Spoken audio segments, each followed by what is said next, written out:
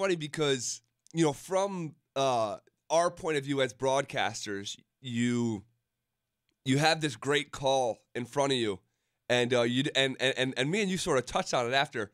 I thought you handled it great. You don't want to overdo it, but you don't want to undersell it either. Right. And at the time, I figured that I would have something more intelligent to bring to the table than, are you kidding me? But that's all that came out. But that worked. I mean, that right. It worked. And it was incredible. The vibe in the entire Alaska Airlines Arena. There was 7,000 people on their feet and just waiting for the Huskies to win this game, especially on the last shot. I mean, here's Abdul Gaddy coming up the court, who's going to be an NBA player, and he misses this last shot after Mike Black just absolutely throws a knockout punch over a 7-foot defender. A 7-foot defender. I mean, it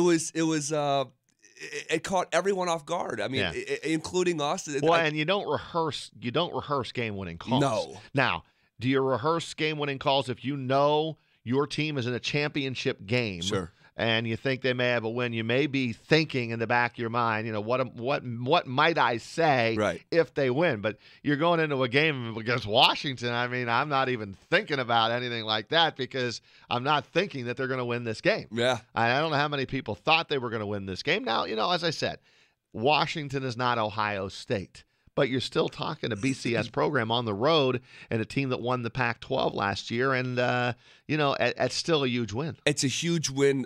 Washington, and this is just a couple of the bullet points that I would bring up about the University of Washington. A, as you just mentioned, they won the Pac-12. B, they're on the longest winning streak in the program's history. For as proud as that program is, they are in the midst of the most successful reign in the history of that program. 4 consecutive winning seasons, 4 consecutive 20-win seasons. First time in the history of the program that's been done. The first time in any 4-year stretch they've won over 100 games. All right, they just won the Pac-12. They just put a player in the NBA lottery. In Terrence Ross. They have a current NBA player on their team in Abdul Gaddy, who's the active leader and assist in the Pac-12. And let's not forget that they were picked 5th in the Pac-12. And that's a BCS conference. All right.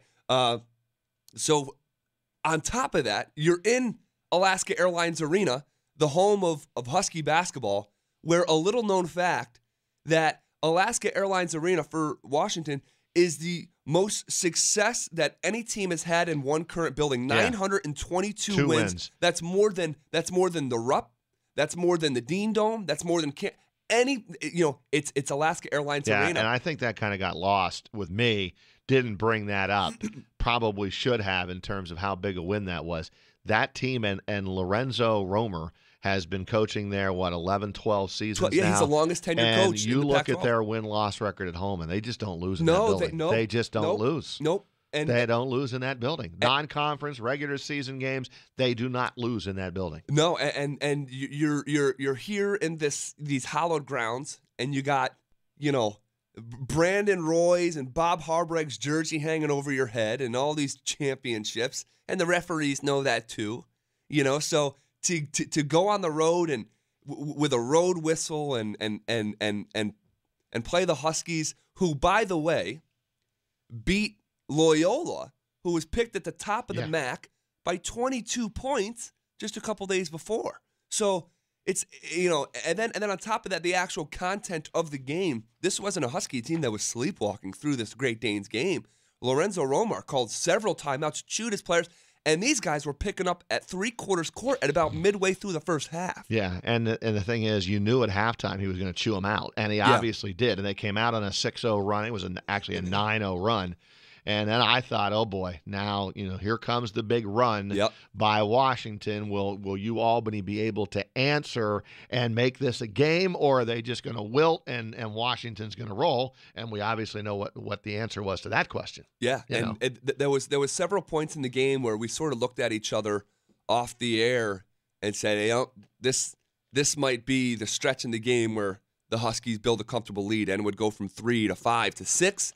And then Albany would bring it back, and then Albany would take a lead, and then the Huskies would stretch it out again. I mean, this was a back-and-forth game that featured several ties and lead changes. And there was one particular stretch in the second half where, and I said this on the air, I said, if Albany has any chance of winning this game, they're going to need Mike Black to be playing his best basketball. And he got hit in the nose, and his eyes began to water in the second half. Well, he was so out of it that the referees, which you don't normally see, blew the whistle and stopped the game and forced a substitution.